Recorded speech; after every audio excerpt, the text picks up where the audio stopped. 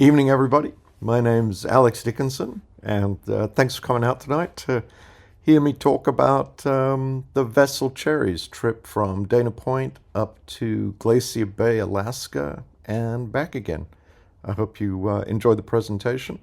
We're going to dig in, give quite a bit of detail. I hope some beautiful pictures, and I hope you really enjoy it.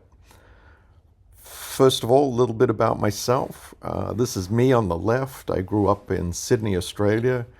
Always had boats in our lives. My parents both loved them. This is my dad in the middle and my sister Ingrid on the right, and our little dog Copper. And you can see on the far left, I have a little sailing boat, which is what I always loved to do. So spent most of my life as a sailor, both in Australia, but also in the US, first on the East Coast and then on the West Coast, a number of different sailing boats of all different sizes. But as happens, I grew a little older, grew more attracted to power boats, just a little bit more comfy. This is a Nordhavn, 65 feet long, 70 tons, named Cherry, after my beautiful wife Cherry, who's sitting over there. An amazingly capable boat designed for being able to cross really any oceans, single diesel engine. I mean, there's a spare diesel engine, but a main diesel engine and a single big screw gives it a huge range of 3,000 miles. And so doing a trip from Dana Point up to Alaska, which is about, as the crows flies, up and back is around 3,000 miles, is really just a tank of gas. But as you'll see here, we ended up doing around 6,000 miles because of all the amazing things to see along the trip. This slide you'll see has a lot of interesting information about the trip that was recorded by the trip's navigation system. Average speed was 7 knots, which is about typical for a Nordhavn. And you can see the next line down is kind of interesting. 31 different marinas, 46 different anchorages, 10 nights running watch at sea, 20 different crew members came on board and off the board. Total number of crew days on board was 326, so nearly a year of people crewing. Weirdly enough, 84 days solo on the boat, and it's a big boat to be solo on, so I found myself a little unusual being up in northern Alaska by myself on the boat. And 25 different crew changes, so people getting on and off. You solo by yourself. That's what solo means. It seems so weird. I know. Okay, it doesn't make any sense. I know. That's a big boat. Yeah. I didn't run into anyone else that was doing that on the trip. It's crazy. Exactly. It's crazy. Most popular town was Ketchikan. I spent 13 nights in Ketchikan. I love Ketchikan. Juneau second, after that 8. And then San Francisco and Eureka 6 nights each. Weirdly, I'm an engineer, so I love this stuff. And I didn't even know this till I was getting prepared for this talk, but the boat's navigation system recorded the position, the heel of the boat, the temperature of the water, the depth of the water, every 30 seconds for the whole 154 days. So there were 11.7 million little data points of the entire trip, every inch of the trip. Maximum speed was 13 knots, so nearly twice the boat's normal speed, 2,000 foot deep water, and one day, which these guys were all on, 40 knots wind near Misty Fjords, near Ketchikan. How was that? You know what? It wasn't too bad in that the whole area around Ketchikan, really most of the Alaska trip is inland waterways. And so You have a stabilizer too. and we have the stabilizers, but the waves were only 3 or 4 feet.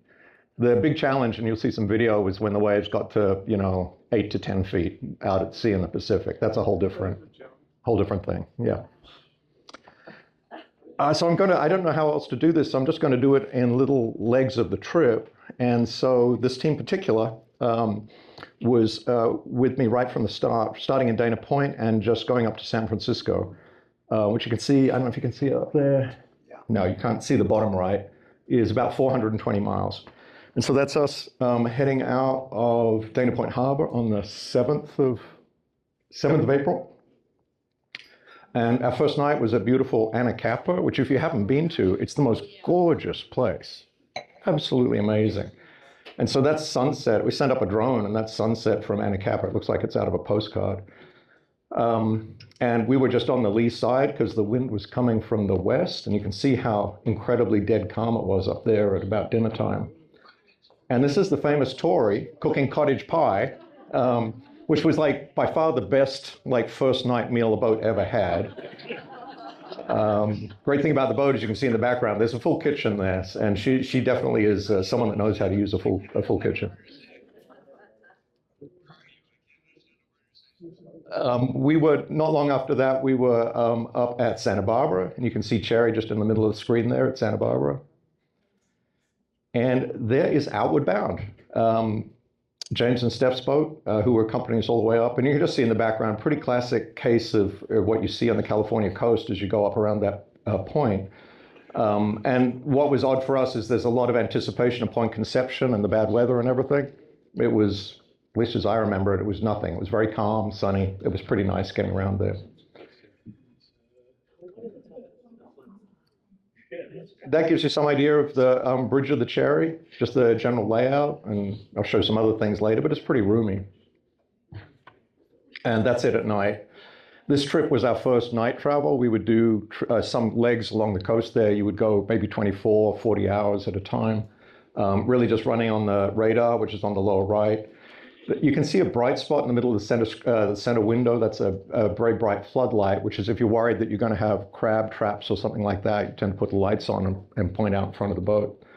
But we also have we just have a lot of information about the boat being shown up there for keep people interested instead of just looking out into the black windows because you can't see anything outside. Coast getting up towards San Francisco is beautiful, of course. That's the Bixby Bridge, very famous for being Big Sur. Thank you. I had a mental blank. And then the weather started getting icky.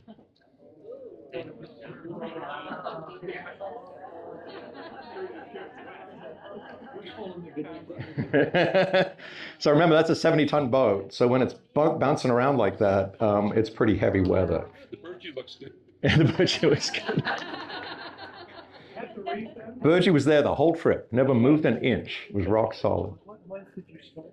Say again? What month did you start? We started in April, and it took, and I should have said this, it took a month to get from, and you'll see why in a minute, it took a month to get from Dana Point to Seattle. It's a slow trip. Did you have crew the whole time? Did you have crew the whole trip? I had crew for all of the ocean part, but not beyond Seattle. So people would come on and off the boat all the way from Seattle up to Glacier Bay and back again. And then I had two wonderful Canadian friends get on the boat in Victoria. And you'll see at the end, we did what took a month to do to get from here to Seattle, took only a week to do coming back the other way. And it's really all to do with the weather. Yeah, it's very strange. Did you stop in San Simeon? No, we didn't. We were, there was a sense at the start, which was there was a long way to go. So it was pretty much, and my whole philosophy of the trip north was get to Seattle, really not the objective of doing anything other than following on the weather and getting going and getting up there. Because it was all to get so far up north that really all the California, Oregon, Washington thing was really more a task than anything. How was Point Conception? Did you say 1 week to come back? 1 week to come back. From Seattle? From Seattle back. So a month to get up there and a week to come back. It's a very strange, and it's everything we'd heard, but I was a little skeptical. I didn't really know it would be like that, but it was. Question, Point Conception was easy. Like it just seemed, James and Stephanie, am I being crazy? Did we go around Conception and it was pretty straightforward, right? Point Conception fooled us into complacency. Point Conception on a sunny, classy day, we're all out in the bow taking selfies of the lighthouse in the background. It wasn't more than 2 hours later when we got butter lessons. Yeah, that's exactly right. And so by the time we got to Golden Gate, and I remember coming in like the last hour in there, the waves I think were about 9 foot high, and I was manually steering the boat because the waves were pushing it and the autopilot couldn't handle it. And so we were surfing down the waves. It was kind of fun in a way, but also scary. And so we were just doing this weird dance in the ocean, which I'd never done on a boat that big. So my crew were understandably very excited to have made it to San Francisco. That's Hugh, who unfortunately isn't with us tonight, but Vic, who's right there. I want to say this is a big feature of this yacht club. We were able to stay at the St. Francis Yacht Club for a week. And so that's Outward Bound on the right, and that's Cherry in front. And we ate up in the fancy. We couldn't go to the fancy dining room, but they have a dining room for the other people. And so we ate in the other people dining room. We still felt fortunate. And it was this point that Tori and Vic left the boat, as did Hugh, and but they are yet to come back to the story later on. So there we are in San Francisco, and now, in a sense, there's the longest part of the trip. So we stopped in at Eureka, which I didn't know until Cherry told me is like the drug capital of the Western United States. How was it? It was great. I'll show you some pictures. But I did see people, pretty bad, because I saw people just lying in the gutters, like just, yeah. So there's still some crap going down up there. And what I'll point out about that is you see the stops, right? We left San Francisco, we stopped in at Eureka, we stopped in at Coos Bay, we stopped in Astoria, and they're all fascinating for a number of reasons, but they're kind of California's Rust Belt. You know, it was forestry, it was fishing, now it's drugs. I mean, these are towns that have had a difficult time making a living. They're too far away from anything, I think, to do much tourism. It is the problem for them. But the reason we stopped like that, instead of just going, is the weather. And we have, thanks to Starlink and weather forecasts and everything, you have incredible real-time weather. And that's just showing, this is the whole coast from, you see the Alaska at the top there coming down the coast. These giant storms come down from the Bering Sea and blow down. And there are gaps between the storms. You can really kind of see it there, right? You can see that section in the middle right that's kind of empty. That whole thing is going to move down the coast. And so what you do to go up the coast is you see a clear spot, you go out and you just go as long and as far as you can, 24/7. You might go 40, 50, 60, 70 hours. And then when you see the next storm coming down, you duck into one of those towns like Eureka or Coos Bay or Astoria. The problem with those towns is they're not really harbors. They sound like harbors and we treat them like harbors, but they're not. And this is the one up at Astoria. And you know, the problem is, you know, it looks like a harbor, but really it's a beach, right? And so it's a beach with surf, and you can tuck in, because it was rivers. They're all where a river came down, and they're tiny little channels, and everything is full of incredibly intense currents. And so you have to pay huge attention to whether the tide's coming in or the tide's going out or what the wind is doing. And every one of them is governed by the Coast Guard. And there's a $5,000 and upwards fine of going through if the Coast Guard has not given you the okay to go through. And so the problem with that is if you see a storm coming, you got a real dilemma, because you can go, well, it's a little early, but I could duck into Coos Bay. I don't want to do it. I'll go further up, right? I'm going to go for Astoria. But the storm comes down and then they close the mouth of the river because they go, there's huge rolling waves there. You can't come in. You just need to stay out at sea and ride out the storm, because if you tip over while you're coming in, we don't want to send our folks out to try and rescue you. It's a very interesting dynamic. And this is a shot, I just got it online. This is in fact exactly Coos Bay, which is where the West Coast training for Coast Guard surf skills on boats are. So there's a bunch of Coast Guard boat sheds with these boats there, and they bring the trainees in and strap them into the top of the boat and take them out. Did you ever have to sit out there in a storm? No, never did. Because, you know, well, let me tell you the psychology. I was new to all of this, right? And so I was trying to understand what it would be like, and I was concerned about it. So I would say I was conservative. I was like, you know what, we'll just tuck in here. I don't know what the bar is going to be like. And we would look very carefully at the currents and the tides and go in right at the best moment. And so we never had any drama at all in any of them. But it was just by being, I think, cautious and conservative. Smart. So in San Francisco, picked up Cherries, my nephew Lane, and his wife Maddie. So they were my crew from San Francisco up to Eureka. Oh, there's Eureka. We already got there.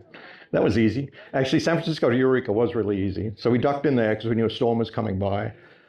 Beautiful town, like I said, amazing ranges of beautiful old fishing boats, but all fully active. I mean, look at the hydraulics and stuff. That's how our fish get caught, right? It's really interesting. And while I was there, I had this theory that fishing boats never die. It's like they just keep fishing boats going and going and going and going, probably until they sink, right, until they abandon them. I saw literally boats I think were 100 years old. And that's interesting. So that's Cherry in the background. And in the foreground is a more modern fishing boat. But you kind of get the gist of what Nordhavn was getting at when they were inspired by the fishing boat trawler design. They said, these boats can go through anything. Let's basically just copy them and build boats that are very robust. So we had 6 days in Eureka to wait for the storm to go through. So we had we had Stephanie and James come over. This is our invitation. So there's some socializing that went on. I loved all the marine stores. These are all family-run marine stores, all up the coast, all up through Alaska. And I could spend hours in these stores. I loved them. The wet weather gear, the strange tackle for, you know, fixing up your, and sewing your sails, like every possible imaginable bits and pieces. I just love them. And there's always one, if not more, in every town. We did the classic tourism thing. We rented a car. We drove through the Cedars, which was kind of fun. That's Lane just squeezing the car through. And then also in Eureka, our good friend Aid, unfortunately, who couldn't come in tonight, joined us there. So from Eureka to Coos Bay, it was Aid and Maddie and Lane coming in as crew. And this is pretty typical of what the conditions were like just going up the coast on a good day. How fast are you going normally when you're? We went usually around 7 or 8 knots. These swells look like they're pushing you. I thought going up the coast would be on your nose. It does look like that. The wind is always on your nose. I don't know why the swells are going that way there. Pretty classic coast of Northern California, getting up towards Oregon. Pretty classic site in Oregon.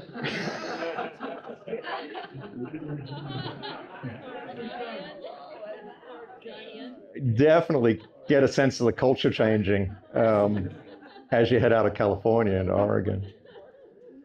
But one thing didn't change was these beautiful old boats, and they're so functional and so active every day, and people just keeping them going by, you know, baling wire and a lot of duct tape, really. Oh, this is good. So this is typical watch. So it's like kind of sunset, right? Probably getting towards dinner time. It's going down from the flybridge down to where all the action really happens.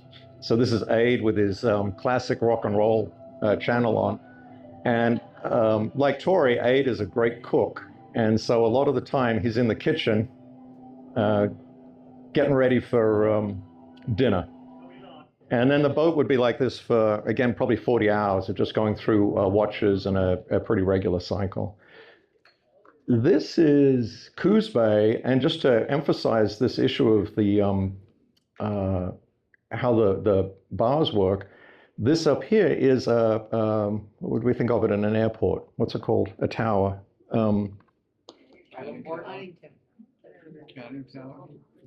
Control tower. Thank you. Sorry. They have a control tower, and they're watching, and they call you on the radio, and they say, "White boat." Actually, they knew our name because of the AIS. They say, "Cherry, we see you. We want to know souls on board, what your intention is, what's the length of the boat." Because what they do, as the seas get bigger and bigger, they start shrinking the length of the boats that can go through legally. And so there's a web page, a live web page, which I should have put in here. You can go to any time, and you see the whole coast and about 15 of the bars, and what length the boat is allowed, what the minimum length the boat is that's allowed to go through the bar at any point in time. Because the real thing that they face is, I'd say, amateur fishermen in light boats going out through surf or coming back, staying out too late, coming back, tides changed, weather's changed, and they're just going to flip. And then the Coast Guard's got to go out, try and find them in the dark, and they do everything they can to avoid that, which I completely respect. How many feet does Cherry drop? 7 feet. And that's a really good point. So you take that into account going through there as well. It's always an issue. This is in the Redwoods somewhere. This is Lane and Maddie. They headed out in, not a story, in Coos Bay. So from Coos Bay all the way to Seattle, which is still a long way, it was Aid and me. Again, look at that boat. I can't believe that's used every day by someone. I just think it's amazing. Beautiful, absolutely beautiful.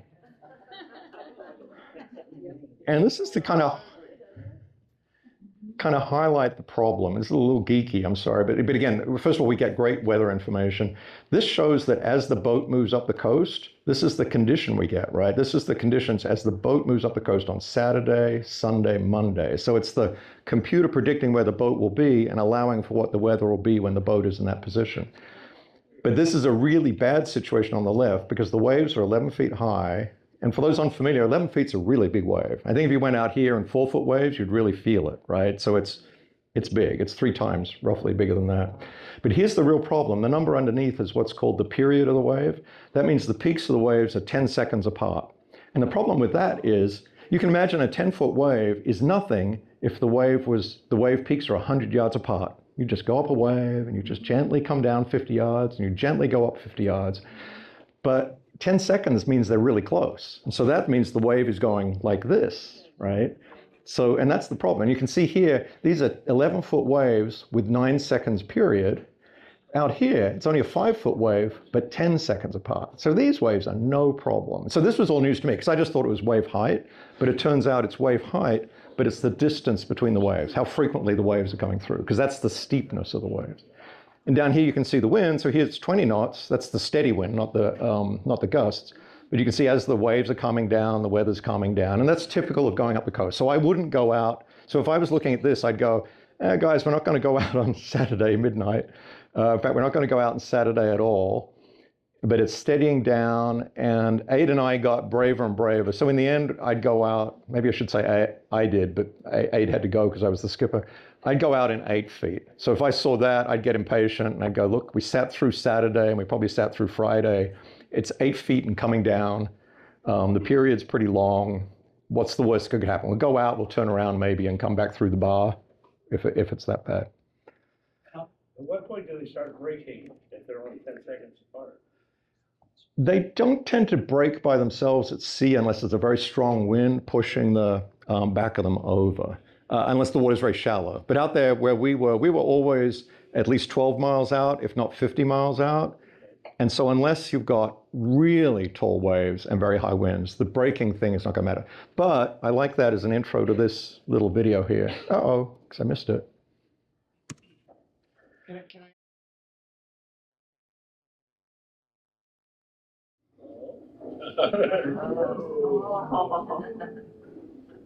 Is that 10 feet? No, see, that's not a big wave. That's probably a 6 or 7 foot wave. An 8-foot wave is worse than that. And a 10 or 15-foot wave would be crazy. I'm sorry. How often did you have to delay for weather? Well, each of those places. So 6 days in 6 days in Eureka, probably 3 days, 2 or 3 days in Coos Bay, 1 or 2 days in Astoria. But on the way back, Nothing. But on the way back, it was perfectly calm the whole way. What time of the year did you come back? Came back in September, late August, early September. This is our mascot on the boat. It's a little cat from Amazon from scaring off the birds. And I'm going to do a little advertisement here. 3M double-sided Velcro tape is the most incredible stuff because I put it on the cat's feet and glued it up there, and it survived all the way up to Alaska and all the way back again. Just incredible. So we're finally, this is Aid and me now, we're finally getting up to this point whose name escapes me, but we're pretty excited because we're now been 3.5 weeks at sea, or I have been with various folks. And to get around this point and start to move inland because we're coming in down here to Seattle. And right here you can see the border with the United States, which is pretty exciting too. So there's Canada and there's the US. That's Vancouver Island, southern to Vancouver Island, exactly. Did you stop in Westport? Westport, Connecticut? No, I don't know Washington. This was cool. Nuclear submarine heading out. A bunch of you probably know there's the West Coast U.S. Nuclear submarine bases in the channel there. I'm not exactly sure where. Bremerton. You could tell from the distance this thing was huge. I don't know if anyone can see, but there are humans right there. Those tiny little dots, they're humans. So who knows? And it's very anonymous. You know, it does have a ping on the AIS, but it just says nothing. It's just, there's something here going up the channel. Coming down to Port Townsend, which was a small town on an island. I loved Port Townsend, and I'd never heard of it. I just loved it. And part of the reason is this. Since 1981, there's been a wooden boat school there. And they do courses and even give degrees in wooden boat building. And the smell of this place and seeing the young people, felt like they were all in their teens and 20s building wooden boats. I don't know. I just thought it was incredible. And the town was super nice. It was just a really pretty town. It was all coffee shops and bars. There's nothing wrong with that, right? And t-shirt shops. And t-shirt shops. Yeah, some tchotchke shops and yeah. So getting up to Seattle, I just put this in because we've got Seattle in the background coming up, and Aid was going to leave the boat in Seattle, having really served his time, coming all the way back up from Coos Bay and dealing with a lot of the heaviest weather. And that's where Cherry ended up in Seattle, like a beautiful little marina right at the bottom of the Pike's Place Market, which was really cool. And the beautiful Cherry arrived in Seattle. So Cherry's whole plan, which I have such respect for, was I do not want to be in whatever you fools are doing, going up the coast with the bars and the waves. When you get to Seattle, when you get to Ketchikan, I'm there for you. And it was, I think it was the smartest thing. So we had a great week. I both loved Seattle. It was just so nice. Pike's Place, the whole thing. The food was exceptional. People were lovely, very friendly town. And we were very lucky. We, again, because we're yacht club members, we got to go as members, what are we called? Thank you. Reciprocals into the Seattle Yacht Club. And we happened to be there when they were having the Windermere Cup, which is a rowing race that they host. And all the clubs there, they're old boats, everyone gets in uniforms. I would like uniforms, please, more often. It's their opening day, exactly. And they have crew races, rowing races from crews all over the world. Apparently it's quite famous. I hadn't heard of it. But that was super fun. We had a great time. And the club was really fabulous. So that's Seattle. And now you can start to see it's all inland, right? We've done the big ocean stuff. And now you start to see where the miles get used up, because you can see the track I had through the San Juans, right? It was just, I got to see everything. And so this is my first night in the San Juans. I put the drone up, and it is so beautiful. What kind of drone was it? The cheapest possible drone. I've lost so many drones, I just buy the cheapest one I can find. And James bravely has the opposite strategy. James has fancy drones. And some of the pictures here you'll see are from James, and it really pays back, but I was too scared. So I love that place. It just gives you a sense of the isolation there. It's super quiet, just beautiful. A lot of seals, sea lions, lighthouses. This area of the San Juans, all I need to do from photo point of view is take some pretty pictures. It's just pretty. You won't see anything profound here. Beautiful sea life, the birds. Of course, start to see the otters, which are gorgeous and super friendly. Speaking of super friendly, there's Lane, and Lane and Maddie's dog Indigo came on the boat, which was nice. It was nice company. Just another beautiful, typical place. We start to see the seaplanes. People move around through the San Juans a lot in seaplanes, which is pretty cool. I love them because they're kind of old-fashioned and handmade. The photography and the wildlife was so beautiful up there. Lovely little towns all through the islands, great restaurants, bars. And I didn't realize this, but I'm sure many of you do, but the I guess Washington State government runs an amazing ferry service system all through the islands.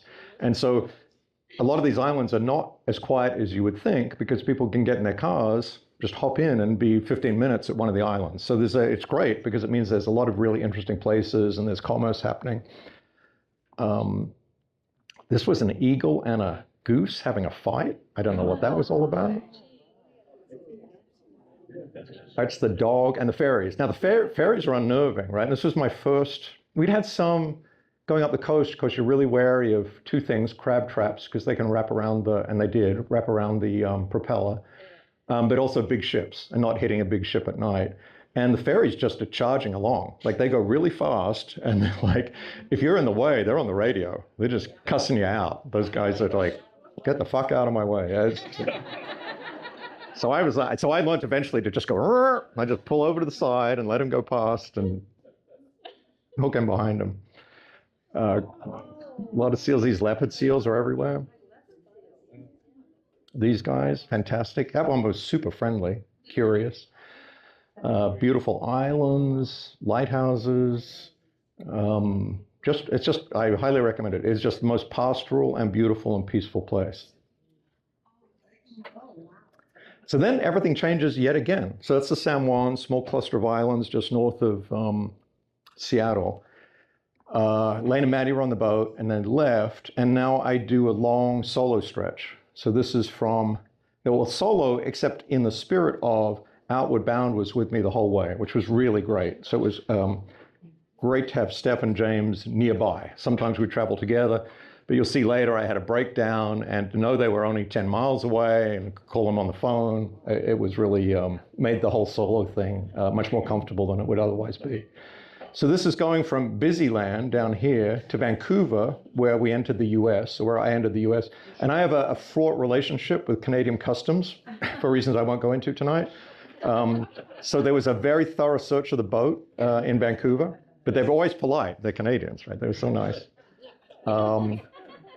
And the other thing that really struck me about Canada, because it's the times we live in, was if you went into a liquor store, you would go through all the normal sections of the liquor store, and you'd normally, of course, expect to see a California wine section, but all Canadian liquor stores had been completely stripped of any sign of America. There was just nothing. Bourbon was gone and all the cup. Yeah, it was all gone. It was all gone. I had to drink Canadian wine for a month. It was hell. It's a brutal punishment.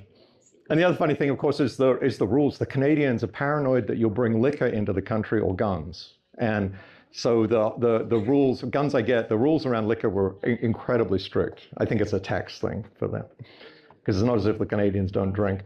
And this is a beautiful part of the country. Again, here's a drone shot of 3 Nordhavns. I think it's Outward Bound in front, and it's Cherry to the right. Do you guys remember the name of that other boat? Del Chaser.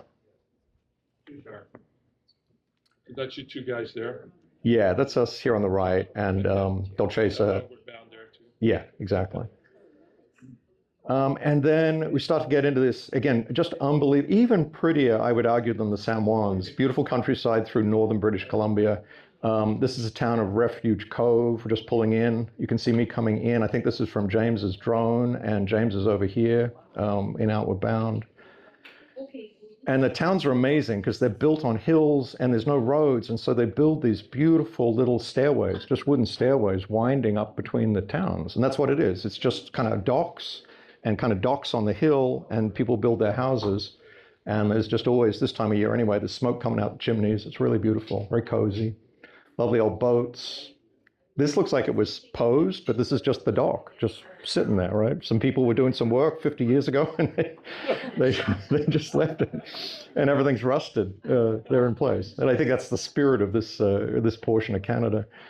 I put this up just because what starts to happen here is some really interesting. You know, if the challenge for navigation and boating was the bars further down on the U.S. coast, up here in these inland waterways, it's just a incredible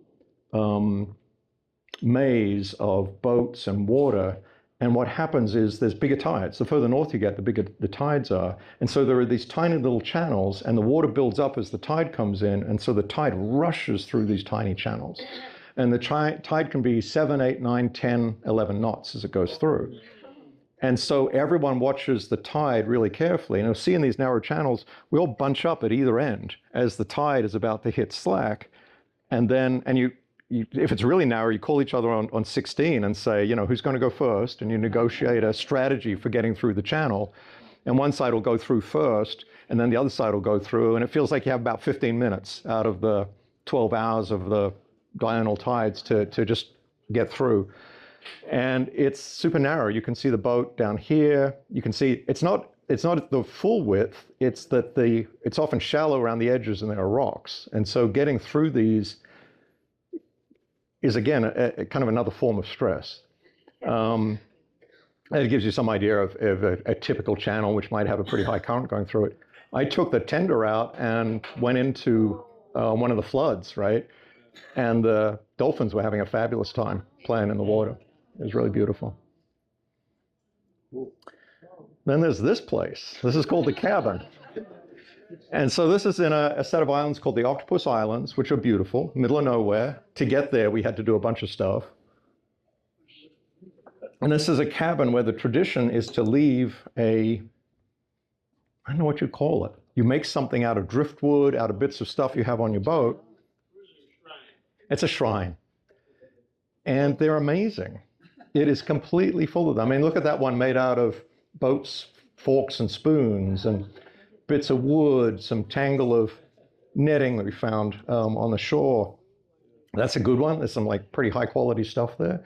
And it's so nice to see. You can tell no one ever lifts it or steals it or anything. It's just a place where people contribute because it's super hard to get to. And it's such a shock. I mean, I remember mooring there. I was going, am I in the right place? Because there's nothing. There's just some rocks, and you try and work out where you can put your tender against the rocks. And it's not like there's a dock or anything like that. And then there's this amazing place right there. It's very cool. How'd that work out for anchoring? Because at the end of the rock. Anchoring up there was pretty good. You see later, the difference between here and there is, in general, well, here, take it back. It turned out there was an amazing feature. So I'm not a fishing person, though I did some fishing. So the boat had a fish finder, which I never used. But the fish finder tells you what the bottom is on it. And so it tells you if it's hard rock, gravel, or mud, or sand. And that turned out to be the most amazing thing for anchoring. Because you can have a bay, you could go around, you could drop the anchor and get nothing at all because you're dropping it right on rock, right? But if you go a little further, there's a big pit of mud down in the bottom. You can drop down and get the mud. So all I learned was that there was always somewhere to anchor, but you had to be thoughtful about it. Really? Really? Fish finders. Heading out again from Octopus Islands. Beautiful beaches. This is now getting up to the far north. Yet some days it just felt like beautiful sunny days, beaches. They're kind of quartzy, white beaches. Excuse me, did you leave a plaque at the shrine? I did not. I didn't know about it. These guys knew about it. You guys are going to leave one there, right? Even Lori Ash did with the Dana West. Yeah. You're represented in the cabin. That's cool. I did not. I was ill prepared. They were on their way back, right? When you guys were up Yeah, there? yeah, exactly. No, we saw them up there, and then they were coming back. Yeah, they're back now. Yeah. Well, I know they're back, yeah. Oh, yeah. These guys love it so much that they left their boat up there. So Outward Bound is still up in Washington. Well, where are we saying it is for tax reasons? I'm kidding. Okay.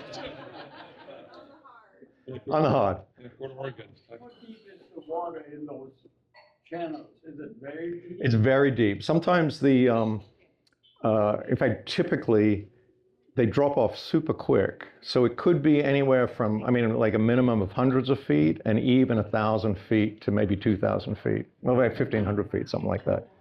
And we'll see later in Misty Fjords where there's huge 4,000-foot cliffs, it just drops like straight down. But a place like this, the mooring, this would have been mud on the bottom. It's probably 20 or 30 feet under the keel in a bay like this. This gives you some idea of the tides. Can you imagine? That's what you have to do to keep the boats there.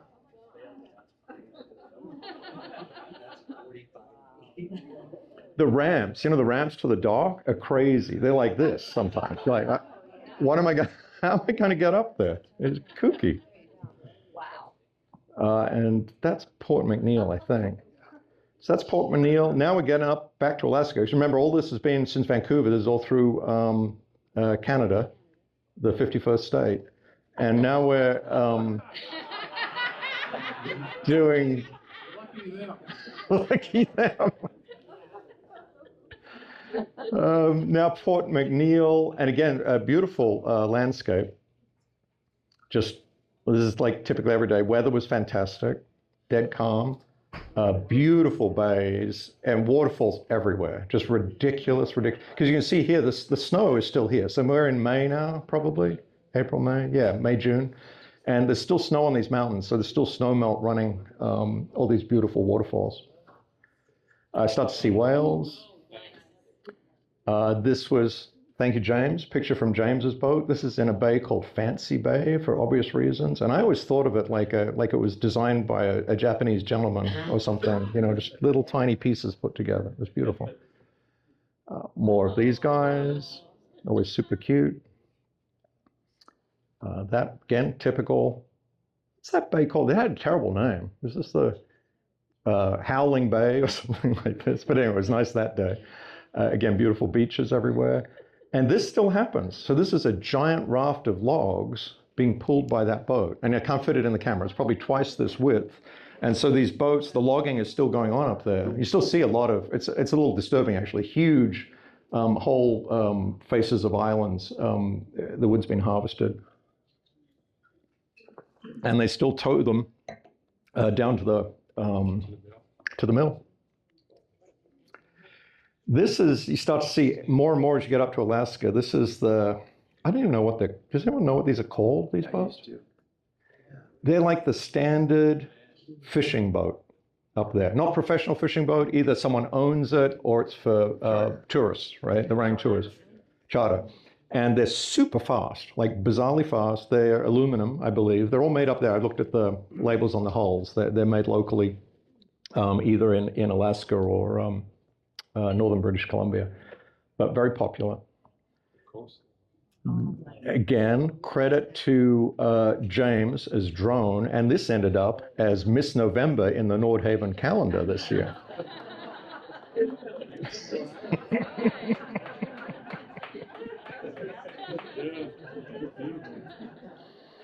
Because it's a ridiculous picture. And that's what the fancy drones can do, right? It's a beautiful picture.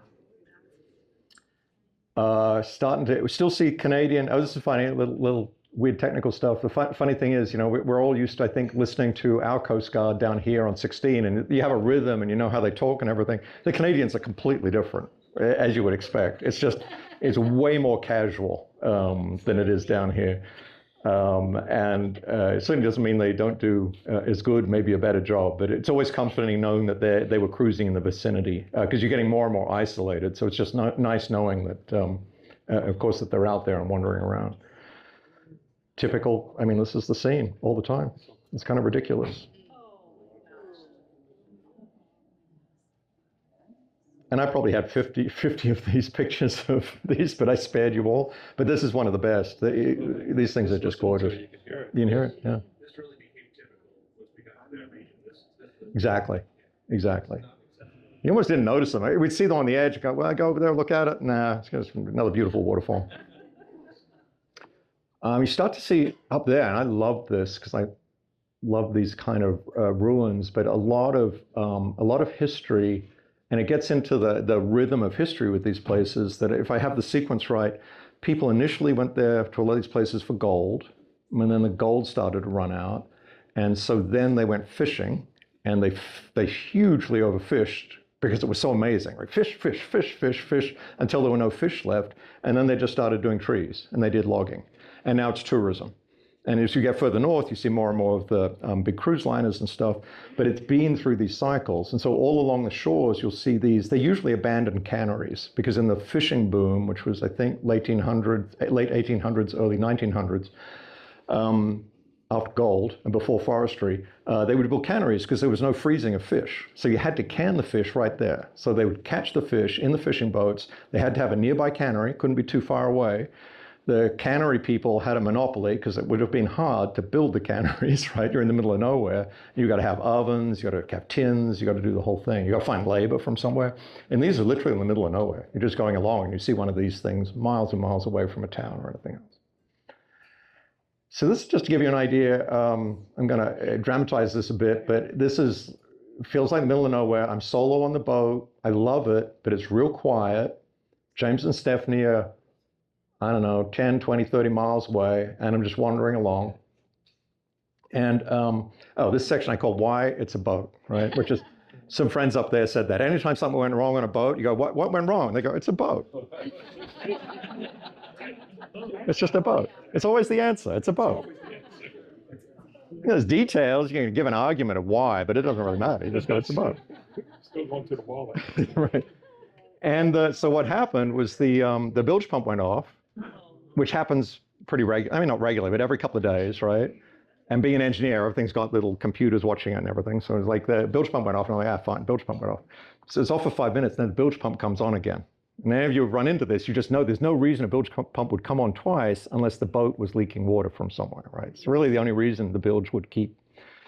So I went down, I stopped the boat, but it was pretty windy and bumpy. I went downstairs and started to go, this is not good, right? I'm in the middle of nowhere. The boat is filling up with water. I've got to find the problem.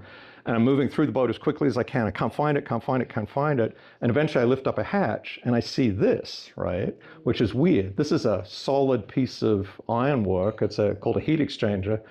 And there's I can taste the seawater. So I'm going, that's bad. It's coming from the outside. So, and this is stupid, but I guess I was nervous. So I stuck my finger in it and it cut a bigger hole in it. Like after I took this picture. And it turned out that this whole thing, the whole inside of this whole tube had corroded away.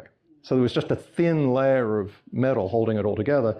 And so I put my finger through it and it started really pouring out. I'm like, no. All right, you've already screwed up once, Alex. Were you alone? I was. And James will probably remember this, but I called up James. I worked out how to stop the bleeding, so to speak, which was to find a valve. There's another section of the boat, because I did remember, okay, that feeds from here. This is a raw water feed, this, that. And I shut it down. But for various reasons, you can't move the boat while this problem, because you can't cool certain systems in the boat. So you got to have the engines off. And so I called James, and James did a wonderful job of just talking me down. It's going to be okay, Alex. And eventually I worked out, I think I have a picture of it here, a temporary patch to it, which is that. So it's a piece of rubber and 2 hose clips like bolted together. And MacGyver. Thank you. Is that a steel heat exchanger or aluminum or? Say again? Is that a steel or aluminum heat exchanger? Usually aluminum. Aluminum? And they didn't have zincs on it or anything? Oh, well, there's the problem. All right, now we're getting in. See, it's a boat. But if you really want to know what happened here, the boat was 7 years old at this point, and I'd like to think I was very meticulous with my service around zincs and everything, right, and heat exchangers. And I checked this, but there was nothing in the manual that mentioned changing zincs in this, and there's no sign of this, of any zincs, right? I think those of us in the game know what a zinc, it looks like a bolt. Wasn't there. So so in my mind, I went, maybe it's made out of, I should have gone to the bottom of it. And I've said this to Cherry, the boat's always telling you something. Don't take it for granted. So I'd gone, I guess it's made out of stainless steel. It doesn't have any zincs. It has 2 zincs underneath. So in 7 years, I never knew they were there. I never changed them. And this is what happens. So it's really good to change the zincs, because if you don't, this is exactly what happens. What kind of motor? What kind of motor? What's it powered by? What kind of motor? Oh, the overall motor for the boat. Sorry, I thought you meant this thing. It's a John Deere 8-cylinder, I think a 6045. So about a 10-liter John Deere engine. And the Nordhavns are designed to be very efficient in terms of fuel. So they have one main engine, and then they have a wing engine. You only use the wing engine in case of emergency. Where was that leak? What was that apparatus that was? That's a heat exchanger. The boat has stabilizers underwater, so the wings are constantly moving backwards and forwards to stabilize the boat. They use a hydraulic system. Hydraulic oil is going through that, heating up all the time because it's a very high pressure. That's a heat exchanger that brings salt water, cold salt water in, runs it through tubes past all the oil and removes the heat back out. The problem is, because there's pretty high pressure fresh salt water coming through, first of all, it'll corrode. If you don't have the zincs replaced, it's going to corrode that thing which was bronze from the inside. It was just busily corroding it the whole life of the device. Being the engineer, I got out the hydraulic diagrams and tried to persuade the people that made it that it wasn't necessary, that I could bypass it. And they ended up yelling at me on the phone. I assume this wasn't under warranty? It was not under warranty. We'll come to that in a minute. But anyway, that patch held, which was great. Oh, but since we're on this section, Cherry advised me to get all the technical stuff out all in one burst. This is the wing engine, which is the backup engine, wouldn't run evenly. So I'm pulling out the dashboard, put my multimeter on it, trying to work out what happened. So a lot of time was spent doing things like that.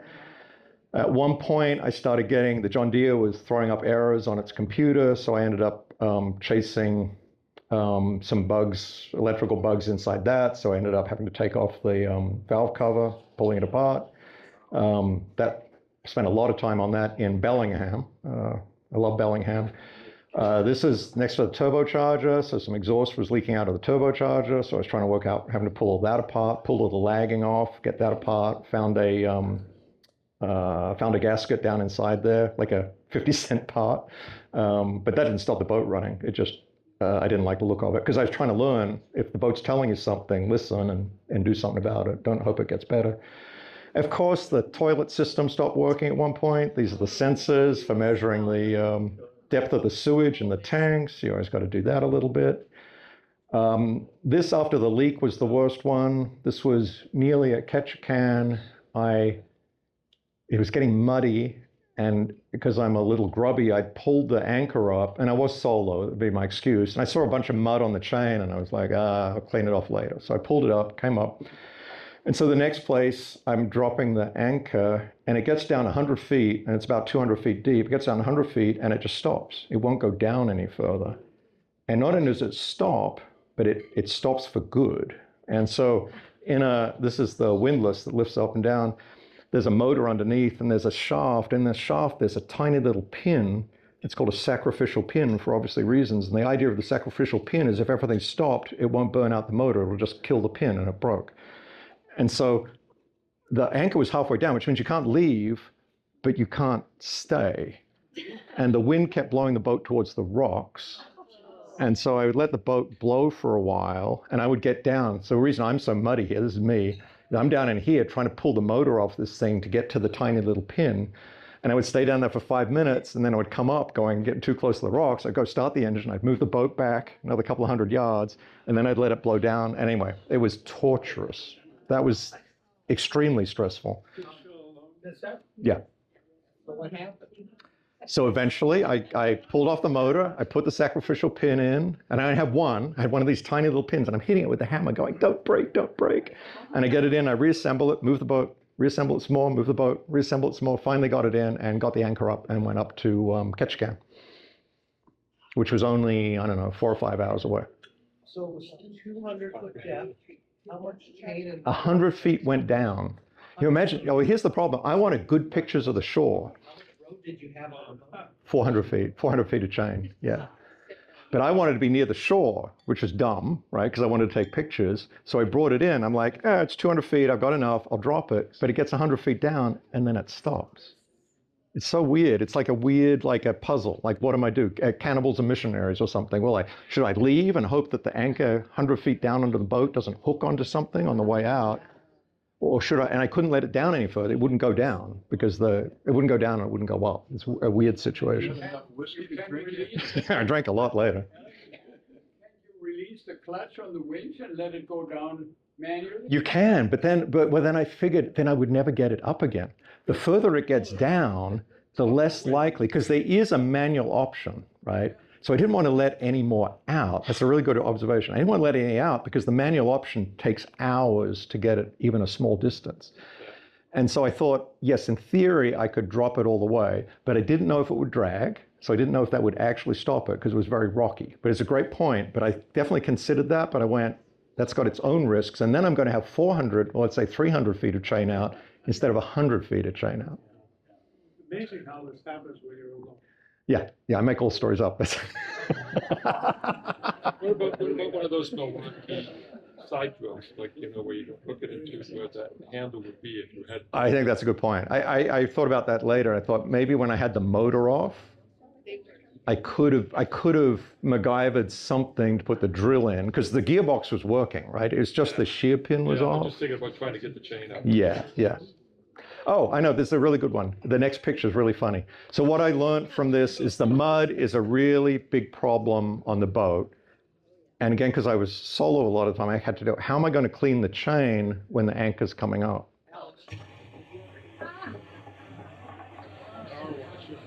Power washer.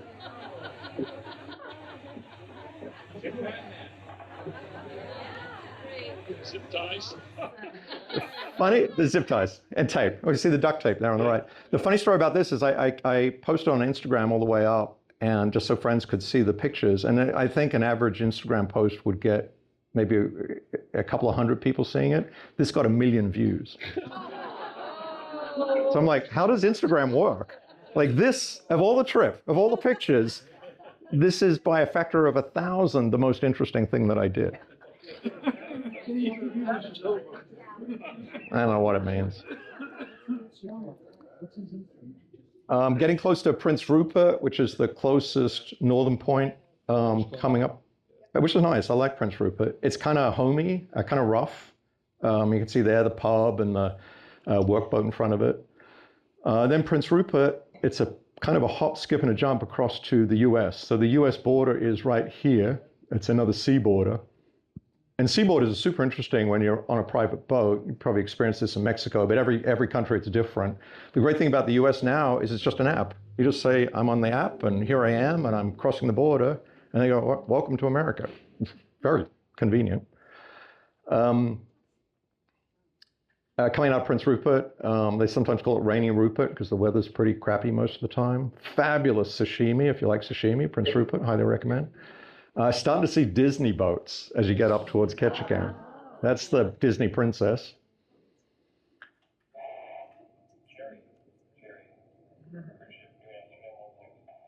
So I find, again, if you're a boat geek, which I'm hoping some of you are, I found super interesting. So these are these huge cruise liners going through these very narrow channels, and you're just a little boat on the side. And the great thing is, it's the skippers on the radio. So the skipper calls you. So when you hear cherry, cherry, you're like,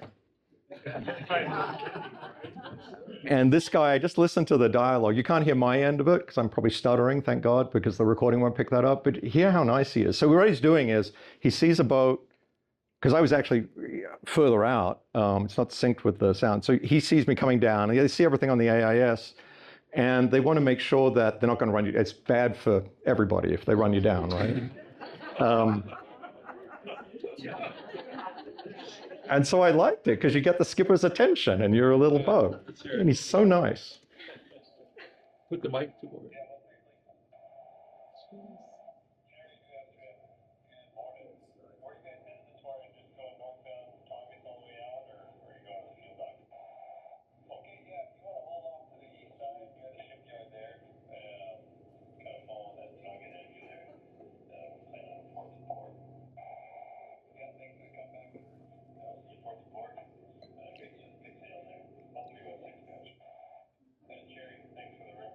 Thanks for the room. Thanks for the room. I love that. So that was kind of a welcome to Ketchikan. It's kind of fun. Really interesting town. A lot of ships. I didn't know. I thought I had this image from friends who have been there, like there'd be a cruise ship, but there's 4 cruise ships on any given day. I mean, it's incredible. And then the planes, I love these planes. And this is the great thing about where we ended up on the dock. This was where we were docked in Ketchikan, and the airplanes were right next door to us. So we get to watch them coming and going all day, which I loved. And 2 of the pilots had these dogs, and the dogs sit there playing with each other, waiting for their pilot masters to come back from the flights. And people throw balls in the water. It's really cute. And that's kind of a weird thing to see out the window of your boat, right?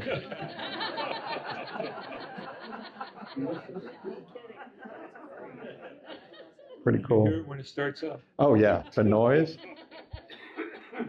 And they start early. You know, the ships come in kind of before dawn, so the planes get revving with the visitors pretty early. Quick story. That day that I had the problem with the anchor, difficult day, got it up, 5 hours, got to Ketchikan. Friends arranged for me to go to this marina. And I pulled up in the marina, and there's this gentleman, probably about my age, kind of shaggy, and he's super nice, and he's helping me moor the boat, taking the lines, everything else. And I'm thinking, what a nice guy. And we got the boat settled, and I'm like, oh, what a terrible day. I'm just relaxed. He's really friendly, and we just start talking. And I'm thinking, here's the guy that works in the marina and brings the boats in, ties the boats up. And he and I having a beer, just sitting in the back of our boat. And I think, well, I need to find out how the locals live here. You know, where do the folks who would tie up the boats, where do they live? So I said, his name's Henry. I said, Henry, where do you live? And he said, oh, I live in that boat. And he pointed to this boat, which is 175 feet long. And he's helping you in. And he's helping me in. And he's as casual as all get up. I can't describe it. But imagine I'm kind of exhausted too. So I'm a little bit buzzing the beer, and I'm thinking, oh, wait a minute, I must have misunderstood. So, oh, you live on the boat. Talk some more. And he says, yeah, I live there. It's real comfy. It's pretty nice. And I bet it is. And then I said at some point, I don't know how it came up, and I must have said, well, whose boat is it? And he said, oh, it's my boat. And I'm like, oh, it's your boat. Well, that's amazing. And we talk a little bit more. I can't give you the exact details of the story, but then he says, it turns out that it's his marina. So he owns the boat.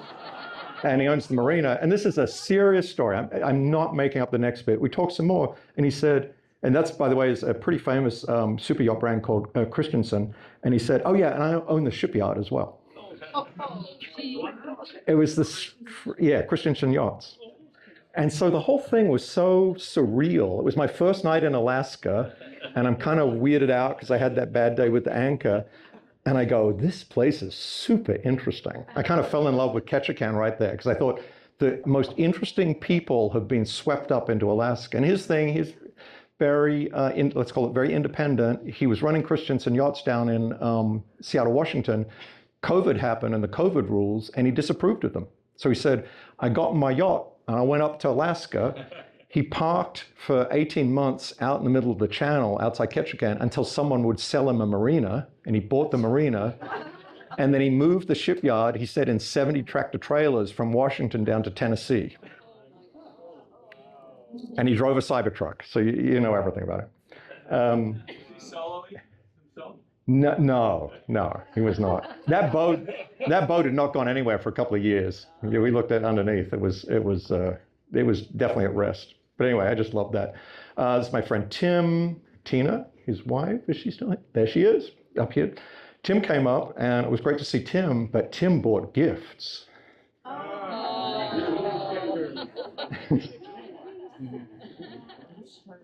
So back to the warranty, and I'll only say this because we all know the pain of this. This is a $5,000 boat part. Really? Yeah, it's ridiculous. It's a boat. Why is it $5,000? It's a boat. Carry on luggage. Well, I said that. I said, Tim, you can't check it. What if it gets lost? It's $5,000. So we tried to take it out through Orange County, and they said, this looks like a bomb. You're going to have to check this. Sorry. Yeah. So we sat there at the baggage claim. I hope it makes it open. Thanks. So stayed up all night and fitted the heat exchanger in and took out the patched one. Was happy to have that. Yay, Tim. So as I'd gotten through northern Canada, things had got sparser and sparser. Port William, these places, you go into a supermarket, there'd be nothing.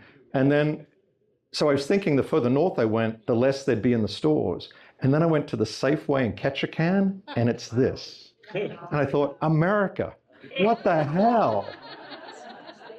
I couldn't believe it. It was like the nicest Safeway I'd ever been in. Fresh everything, avocados, tomatoes. It blew my mind because I swear, you could get anything in a supermarket in Canada as you get to the north end of Vancouver Island and stuff. So that boggled my mind. But I had been seeing this all the time. This comes once a week up from Seattle, and it's all the food. There are trucks on the top row, like pickup trucks. And so they just run, and think of it, they can take it through Canada. If you don't go ashore in Canada, there's no taxes. We're never at Canada. So they just load everything up and they bring it up to Ketchikan once a week. So everything is there. It was pretty fun. Typical, this is downtown Ketchikan. It's pretty crazy. So Henry, remember I just told you Henry, he owned the marina, he owned the boat, he owned the shipyard that made the boat. He took a liking to me and he said, oh, by the way, I'm building another dock just over the water there. You can stay there anytime for free. And so he was building this huge dock to eventually move his boat from the marina to keep it over there, I guess. And so I ended up staying here. And I think Tim took this picture because Tim came in and it was nice to have a place to stay.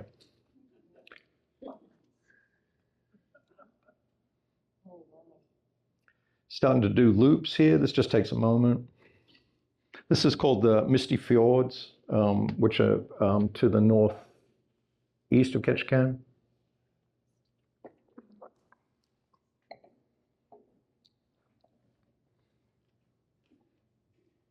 And they're beautiful. The hills, some of the hillsides are maybe 4,000 feet high around here. It's a lovely place. Beautiful little places. Tim and I came across, this is a wooden ramp with a wooden catwalk, which was built in the 1800s. It doesn't even seem to be marked up anywhere. And it was so you could get from the water side up into the lake, and probably fishing boats used to be hauled up those rocks. So we just docked there. These strange little catwalks. And what you'll see here is a little red thing in my pocket. That's bear spray, because there's a lot of bears around here. And that was on it. So we had to sing, terrible singers, all the time while we're going through, making a lot of noise. You see that a lot. Yeah, because they work out that the better grass is over on the islands. And so I guess they're evolutionarily able to just swim over to where the better grass is. More of these guys, always super cute. Again, a beautiful area, crazy bird life. And this one, I like this video a lot. It's maybe one of my favorites because it gives you some idea of the scale. This is called, what's the name of the Clue, K-L-U Bay, about 100 miles north of Ketchikan. And it gives you a sense, you would never see another boat in Clue Bay.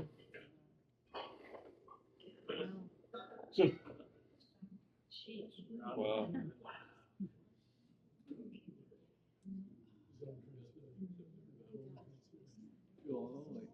You feel lonely. It's pretty wild. Well, this is funny. Sorry about language.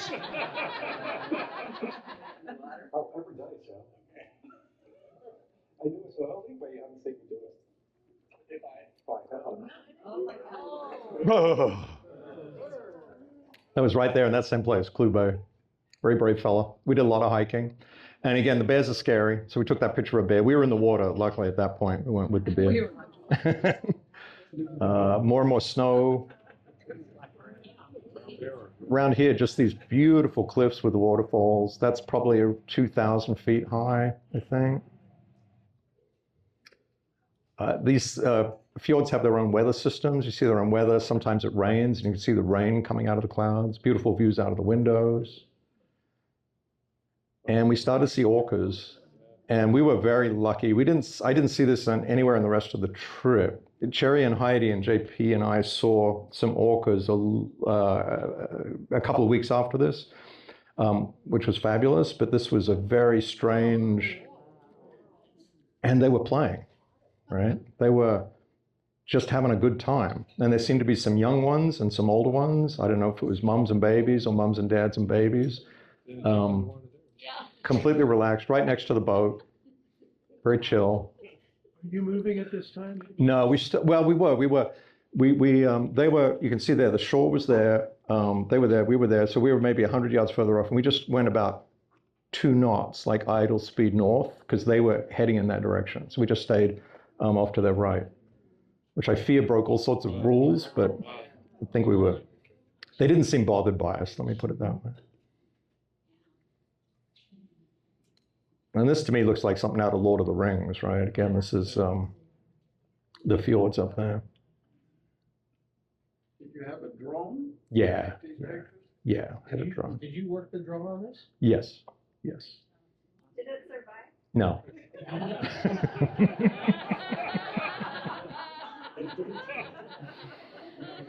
That's why I said I'd buy the cheapest drone. I think it lasted maybe a week after this. Zipping along, it's Tim. And again, you start to get some sense. Myers-Briggs. I don't want to use up too much time. Started to see a lot more whales. I had not been fishing since I was a kid in Sydney, and I started fishing here, and I loved it because you're kind of fishing with the whales. You know, they're out there fishing, and if you see whales feeding, you kind of know there's halibut down there. And this is very unusual. This is bubble net feeding, where the whales coordinate, and then they just come up as a group. And to get that shot took me 4 hours because they'll come up, that whole bay, they'll come up anywhere, right? And there's no clue. They just suddenly appear. So you're really waiting to be pointing the camera in the same direction as the whales happen to come up. And that's a close-up of them. Started getting halibut. Started eating halibut, cooking halibut. And in fact, these days I can't even eat halibut. Kind of overdose, beautiful scenes. Whales everywhere. Wrangell, another beautiful fishing town. Incredible boats. You start to see the repetition here. The equivalent of canneries. This beautiful place where they repair the boats, kind of shipyard that I gather has been here over 100 years. Just made out of wood. A little cross against a window up here, so a little influenced by cathedrals. Really interesting. A lot of bars in Wrangell. This is the Hungry Beaver. Amazing exercise here called the Wrangell Passage. So just quickly, Wrangell's way down here. Petersburg is just up here. And so this is this very narrow channel. And what's unusual about it is the tides, these huge tides fill up at either end. And so as the tide comes up, the water rushes in to the Wrangell Passage, to the middle. And then as the tide goes down, it rushes back out. So you've got to time the boat coming in to come in so you hit the middle just as it turns the other way. Otherwise, you're going to be fighting it on the way out. So you've got to have it help you on the way in and carry you on the way out. And so you spend a lot of time doing the math and trying to work out how long is it going to take me to get to the middle and what will the tide be when I get to the middle. How did that work out? Well, there you go. That's how it works out. Because I was doing all these loops, I ended up doing the Wrangell Passage 4 times, which is ridiculous, but I got pretty good at it at the end. It was a lot less stressful than I thought. It's kind of sad. It feels like sometimes people's dreams, a little bit on the side, didn't work out. Nice try. A lot of bears, nice try. Eagles everywhere. Again, didn't work out. Petersburg I loved. Again, another great fishing town. Now the first adventure, or the adventure to me was Petersburg, is just beyond Petersburg there's a glacier called the La Conte Glacier, which is not usually visited by tourists. There's no tourist route there or anything. And so there's no information on what it's like to get up there. And it was the first time I dealt with glaciers and icebergs. And so I talked to the harbor master to try and understand, was I crazy to think I could take this big boat up to the glacier? And he was appropriately, well, on the one hand and on the other hand. But in the end, I decided I was going to do it. Again, solo, which is a little weird. Oh, I like this picture. I have no idea what's going on here. I don't know if she's happy or sad, but he looks like he's hungover lying in the boat. And she's maybe making a point to him about drinking. I don't know. This is heading down to the glacier. And you start to see the icebergs coming up. And the icebergs get bigger and bigger. They're beautiful colors. And just looking around. And I was trying to work out, how do you slowly nudge icebergs past, right? It's a fiberglass boat. Does the iceberg just go through the boat? Kind of, how does it work? Oh, so this shows you how big the icebergs are. This is a good shot. Oh my God.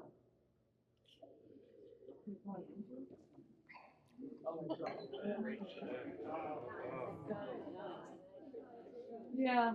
They're big. You can't nudge it. You can't, no, not nudging that one. It's going to nudge. It's going to nudge the boat. And that's the Conch Glacier just coming up to it.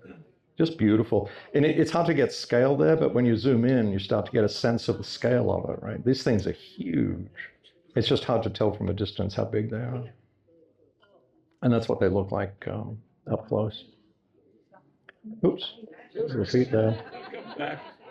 So we got all the way up to LeConte. Now we've got to wind all the way back because I'm going back to Ketchikan to meet Cherry and Heidi and JP, who are also here, to do another trip. Oh, I got back there for 4th of July in Ketchikan, Alaska, which was pretty cool. That's fun there. And these guys, I just love these guys. I don't know, is this cosplay or something like that with the big ears? Anyway, so I'm going, well, these guys can live their freedom lives in Ketchikan. It's pretty cool. Fireworks there. It was nice. Pick up these guys. We're doing this loop again. There they are in real life. It was nice to see some humans again. I was a little stir crazy at that point. Just amazing, right? Planes flying in, waterfalls, deer, obviously, beautiful still water, eagles everywhere, bears and cubs. It's the spring. We went for a hike, found a cemetery, and we were reading the stones, right? It was amazing. 1800s, and it was like lost at sea.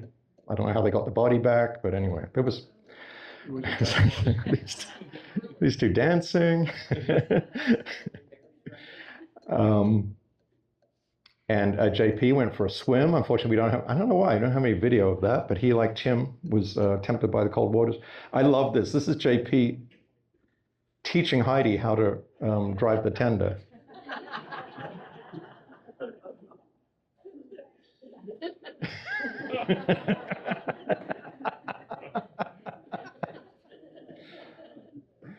And that's JP. We locked him out because he was such a jerk so much of the time. Heidi steering, Cherry supervising. Oh, this is great. I hope we can hear this. So there's Cherry driving the boat with her feet in socks because she's very chill. And this is terrible because it's me explaining a problem I have in the engine room and using my hands to explain it. Explaining or mansplaining? Mansplaining.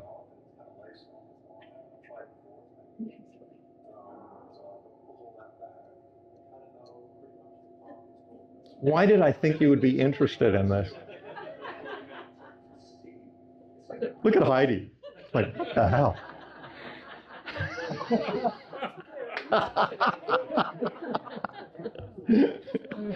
The wiper's going. The wiper's going.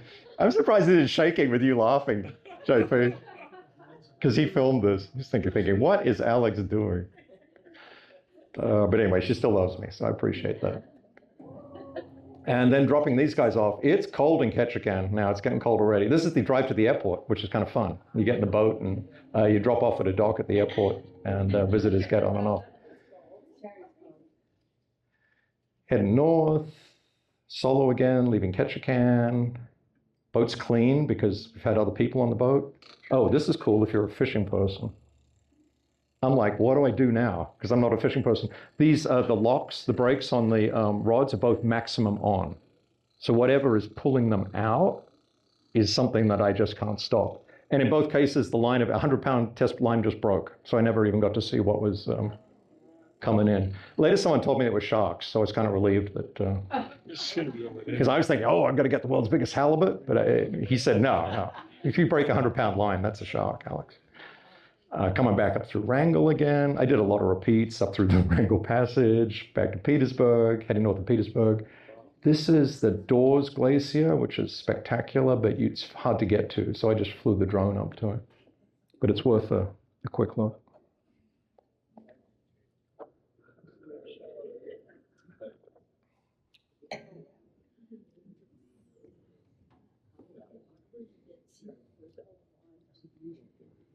These are places humans just don't go. You really can't get in there in a boat or anything. You can fly a drone over it. Look at the size of it. It goes on forever.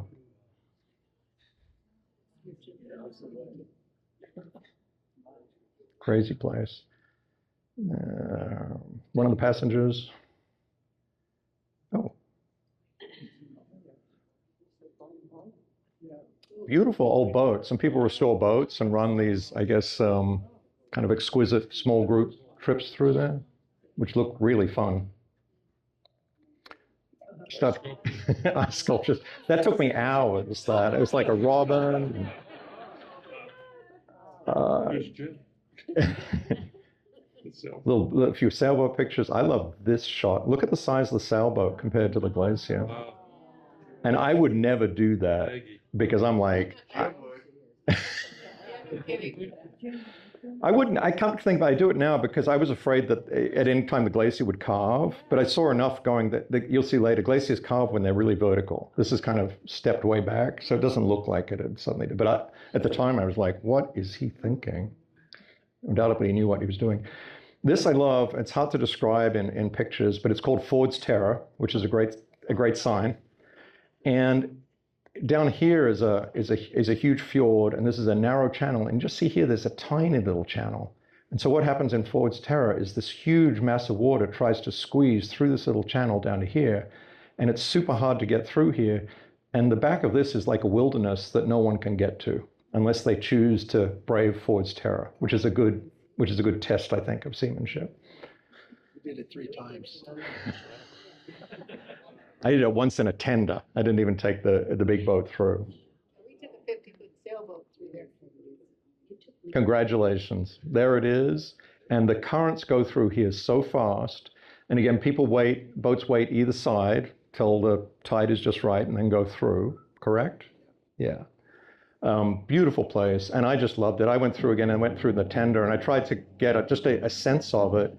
The sense you have behind it that it's just in the middle of nowhere and that it's so inaccessible. I just thought it was an extraordinary place. Yeah.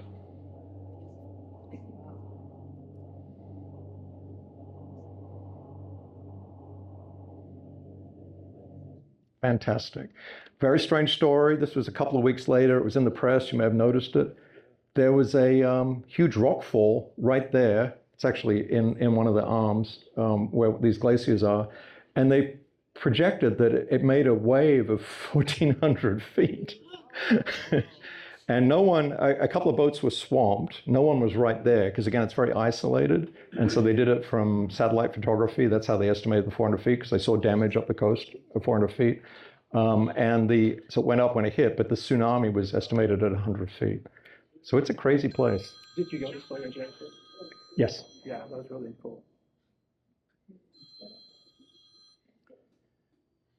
Juneau, capital city of Alaska. I love this. Imagine this. So you don't have a dry dock. What you do is you wait till the tide is high and you bring your boat over here. See the guy here? And then you let the water go down. And you have 6 hours to do whatever work you want to do on your boat. But he didn't tie it up right. No, exactly. And sometimes people do it, if you do it this way, sometimes the water goes down and they just topple back over. So it's pretty regular that there's a kind of a disastrous docking event. Yeah, you got to make sure you're leaning it in, not leaning it out.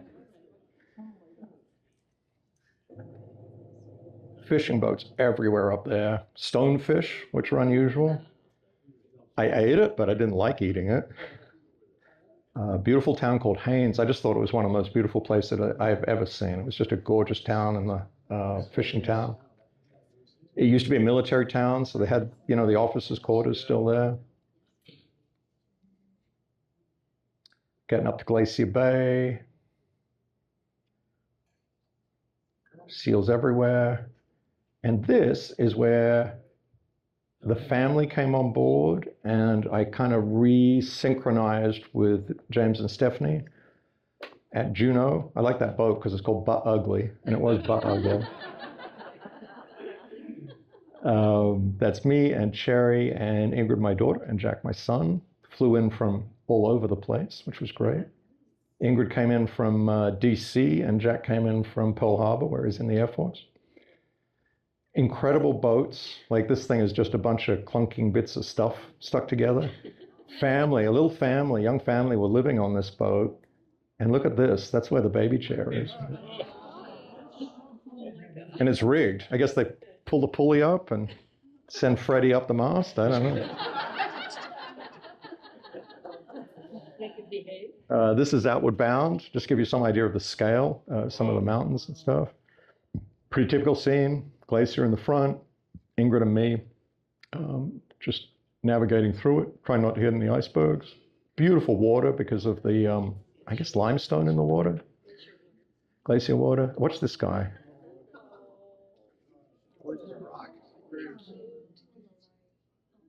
Water life, exactly. And they're thriving up there. You know, I guess we stopped wearing otter. Do people wear otters? Anyway, we killed them for a long time. Now there's millions of them, which is great.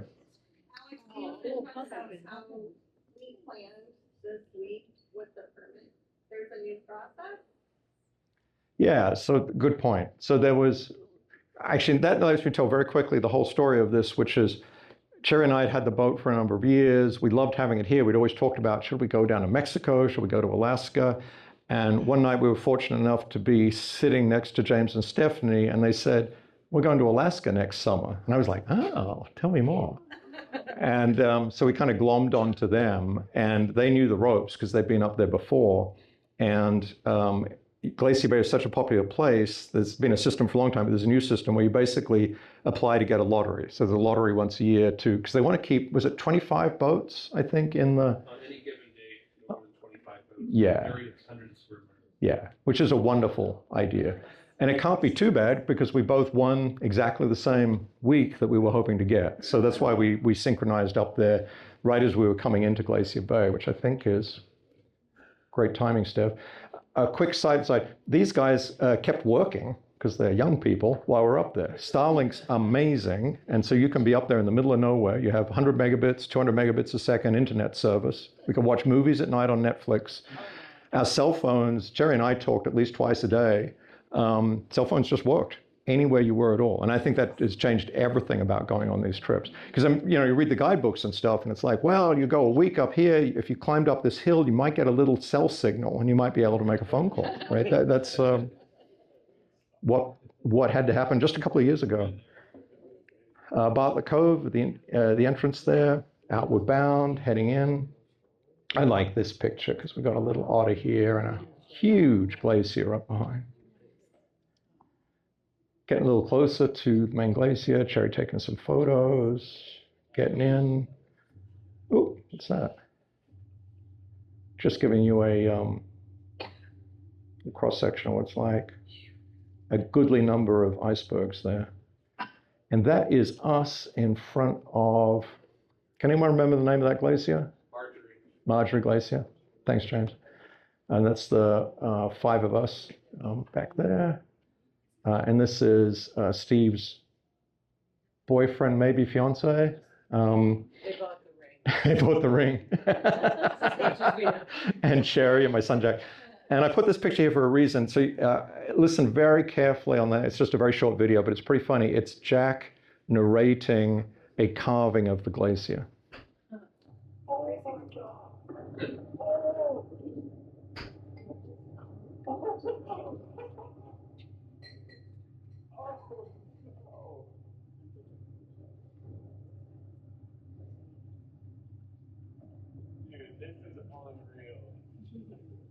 What the hell?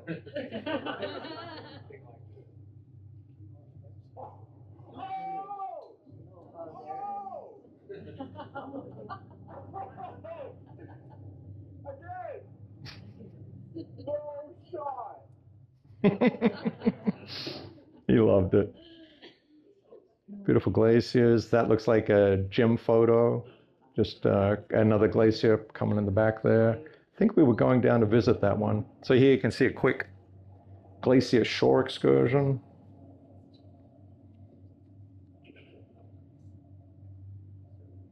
It's frickin' cold.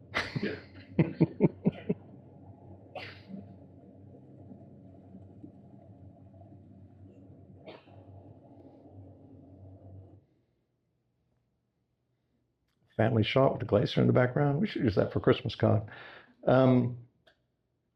Outward Bound. We're starting to head back down, go to a beautiful little town called Elfin. Beautiful little, nice. Isn't that a gorgeous little fishing village? It's an incredible place. Classic, I don't know, strange fog bank, Elfin fishing boat. So we've eaten a lot of halibut at this point. Cherry worked out how to make halibut ceviche, which is great. And Jack started making, we call this tacos? Or yeah, tacos. So we did everything possible with halibut. It was really delicious. Our classic scene, I think, dad driving, kids bundled up in the back, M&Ms in the front. Just, it really is just a road trip. Some notes on the wall. Who knows what that was? Hoonah, Alaska. Oh, you did go to. So this was kind of crazy. Oh my gosh. So I took the tender out with Cherry. Cherry and I, in fact, Ingrid had been out with Steve and had said the whales are doing something crazy. So we got in the tender and we went out and started just driving around. And the whales, I think, I have all these crazy theories now about whales, but I think they had really good feeding. Because I never worked out anything other than if there was a lot of food in the water, it felt like the whales had eaten and they were so happy that they wanted to do this. And this got nutty. So they were feeding. That was a bubble net right next to the dock. Bubble net. Yeah, that's a good one. And then they start doing this. And then they do that. And then they do that. They're spinning, two of them are spinning in the air, synchronized. It was just, yeah. When I got these pictures back, because, I'm on the tender and I've got a long lens, I thought, well, probably nothing's going to show up. And I remember putting it on the computer later going, well, this is ridiculous. Wow. And that one, which so looks like it should be an advertisement for whatever cruise line that is. Now, we show this to friends, they're like, AI, Alex, that's not a real thing. Ridiculous. It was a Canon R6. And the crash, when one of these things hits the water, the incredible wake and wave and the size of it. So they were amazing. Whole change of pace here, starting to head back down, nearly done, you'll be relieved to know. Really interesting visit. 4 or 5 Cherry's friends came into town on a very quick trip, basically Emerald Bay to Juneau. And it rained. It just rained the entire 3 days that they were there. But they made the best of it, had a lot of fun, played pool in all the bars in Juneau, even though it rained. And you'll notice who's missing out of these pictures is me. Because I was like, the girls are having a good time, but I wanted to have a good time. So I stayed on the boat and I did this. I rebuilt the steering pump. Because it's a boat.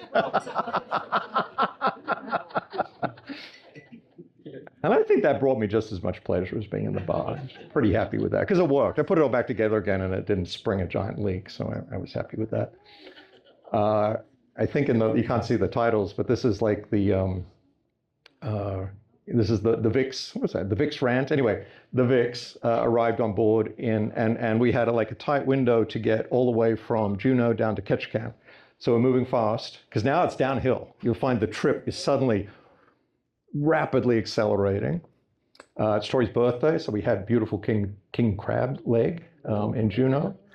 And we went to a place called Taku Harbor, which is very quiet. And I'd been through there and thought it was a nothing, but we thought it was worth a second visit from what we'd read. Cool. And also James and Stephanie had said it was pretty amazing. And this is one of these old canneries. And it's kind of untouched. All the equipment. It's just laying there. Shock. That's Cherry and Vic. We had a really good time there. And I love this. This is a brick from St. Louis. So to get a brick to the cannery, they had to get it from St. Louis somehow up to Alaska. That was easier than making a brick in Alaska back in 1870, let's say. I just boggled my mind.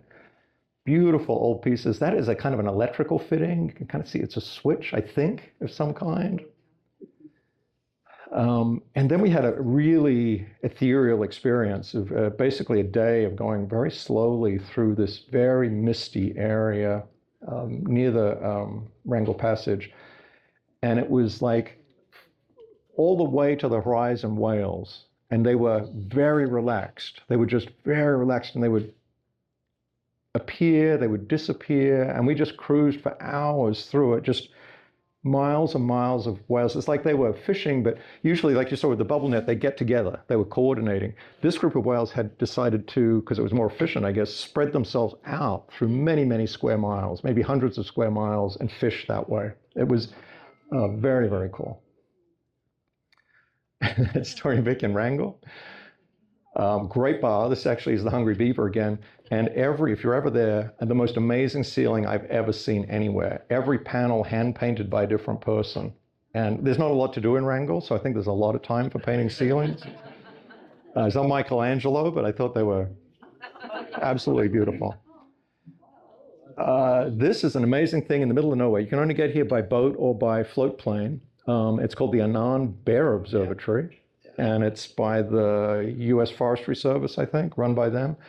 And you have to hike up. It's not a big hike, but you hike up there. So you bring the boat in, park the boat at a dock, and you start walking in. And they give you a little briefing at the dock. And they say, sometimes when you're walking up, because it's about maybe a mile, nice hike, they said sometimes the bears will wander in front of you. And they give you some instructions about how to deal with the bears. So we just set off, and this guy walks right in front of us. We're like, no. No.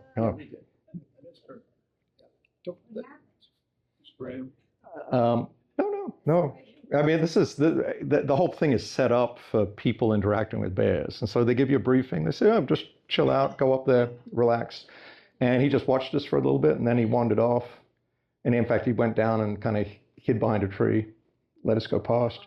But in the observatory itself, it's the most extraordinary opportunity to watch the bears feeding, because this is now the time when the salmon are both going up, or they're going up, in fact, to lay their eggs.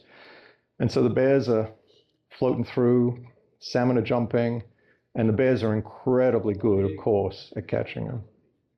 And then they eat them like ice cream cones. They like hold them in their paws and just kind of eat the salmon like we would do that. Like a lollipop, exactly. And they would catch that, and some of them were really good and some of them were bad. So it made me wonder about evolution, because you'd look at some of them going, you've been here for 3 hours, you haven't caught a fish. This one, he or she was catching a fish like as soon as they could eat it, and they would catch another fish, because they kind of worked out a good place on the stream, and they knew what they were doing. So there were a lot of different skills up there. Eagles everywhere, just watching, occasionally feeding on some of the food. This is Myers Chuck. We don't really have time to go through the whole story of Myers Chuck. It's a beautiful little town. There's a lady with an amazing backstory that's lived there her whole life that makes cinnamon rolls. And Tori and Vic were persistent at finding out how to get in touch with her. And so the next morning, after we moored there, she brought cinnamon rolls in a delivery. And she has an amazing backstory, really extraordinary. Back in Ketchikan, these guys are heading out.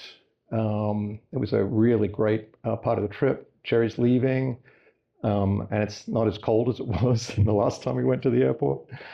And now it gets really fast. So now I do 2 weeks by myself, just taking the boat all the way back down to the bottom of Victoria Island, to Victoria there, which was about 1,000 miles, 2 weeks.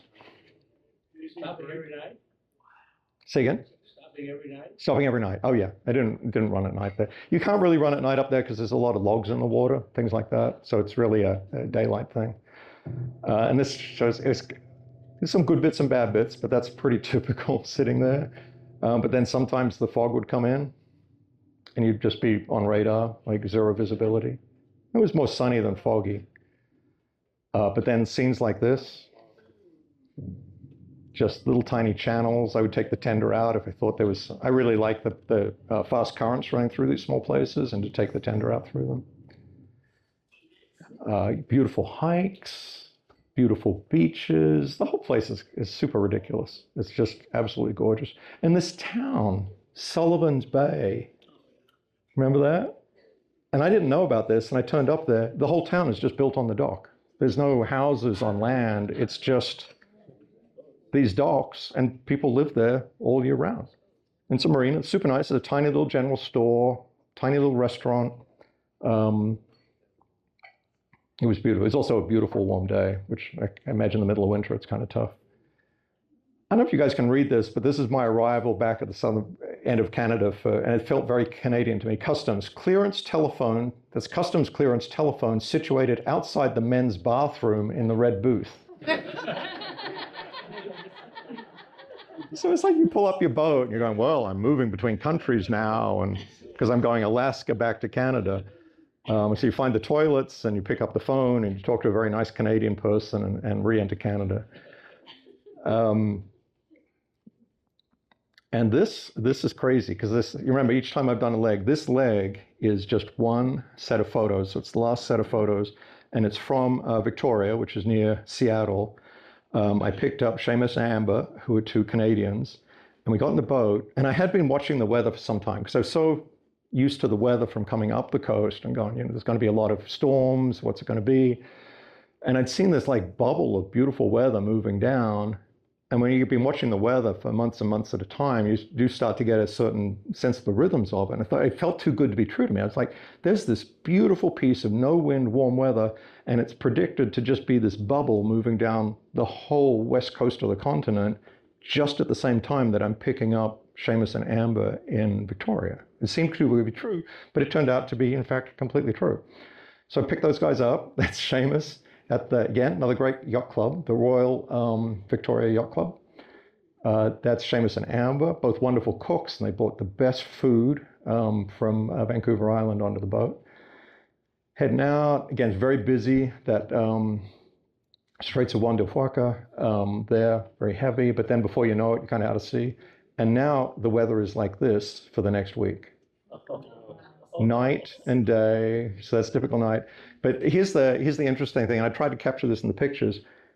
There's no reason to stop, and so you just run watches all the time, day after day. So imagine we didn't turn off the boat for 7 days, and we just got into a rhythm of eating and sleeping and taking turns driving the boat, sleeping and eating and driving the boat.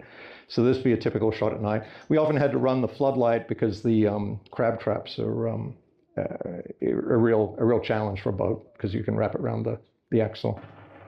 Pretty typical scene. We really lived for the food in this phase of the trip. Beautiful sunsets, still water, a lot of coffee drinking. I like this picture. This is Seamus in the morning. He's like, what the hell am I doing here?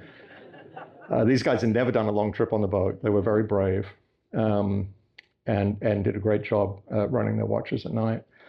That's Amber going, what the hell am I doing here?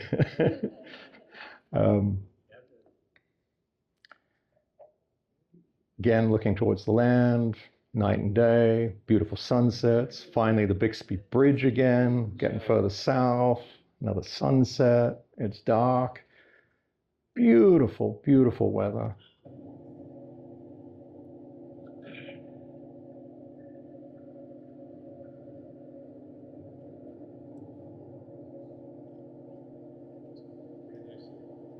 Just all the time.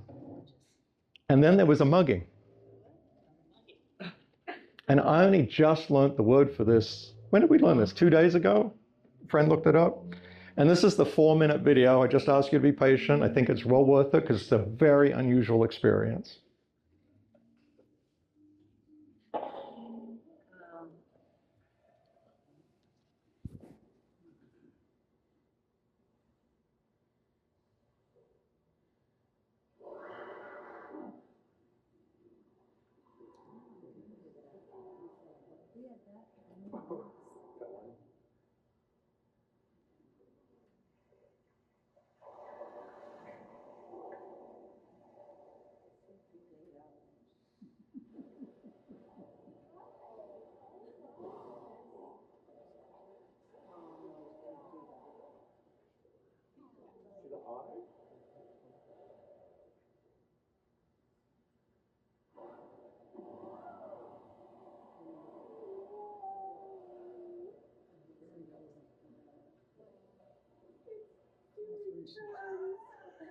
Seen a lot, guys, but I haven't seen this.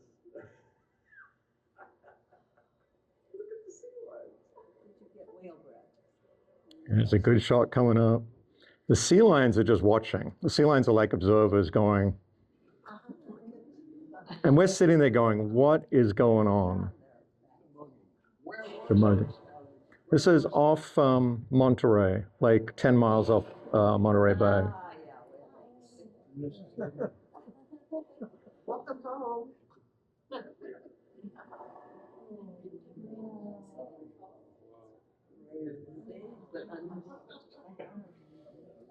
can't move my bed.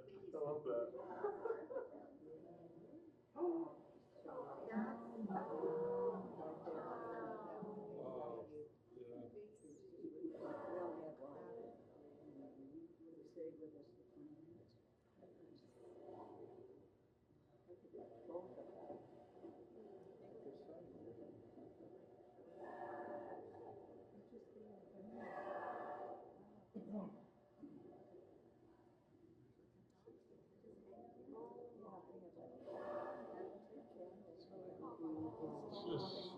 I'm showing you 4 minutes out of 2 hours of this interaction. Yeah. 2 hours? Did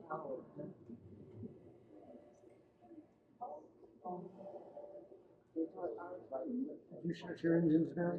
I did, actually. I lied a little bit. It's the one time I shut the engines off.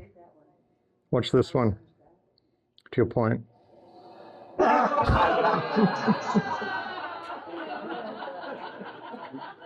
Well worth it. Well worth it. She never complained. Amber was perfectly happy with that.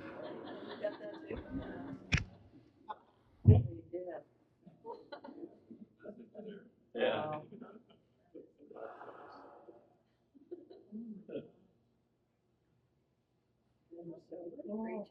The whole time this was happening, the stabilizers under the boat are running. So my whole theory of this is they thought we'd built them a beautiful whale statue with little articulated arms, and they were wandering around admiring the white whale from underwater.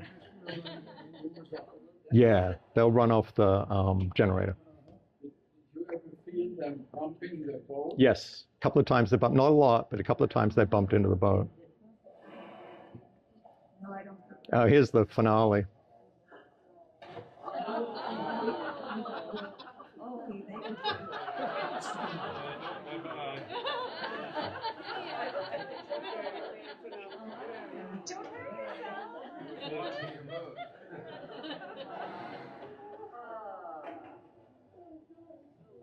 Seems like it was intentional.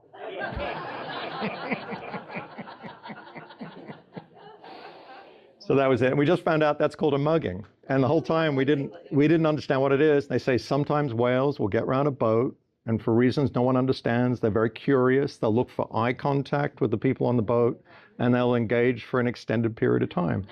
And we'd seen that day coming down. It was, like I said, it was off Monterey. Unbelievable activity in the water. The sea lions, the dolphins. So I think it was a really big feeding day. Like they were all just full of food. And that's just my theory of dolphins and whales, that they get full of food and they're more playful. And at the end, that one just splashing, and I read that, they say sometimes they just like splashing you. So a couple more days, and now we're right on the home run. This is just off Santa Barbara. We're just coming down towards Anacapa, just kind of zipping along. The wind's behind us. We're nearly home. Got some music on the radio. We get to Anacapa, where we had started off. We had another delicious dinner, thanks to Seamus and Amber. And then a day later, here we are, right here in the harbor. Friends turned out, Cherry to greet us, and that was the trip. Thank you for your time. I hope that didn't drag too long. Yes.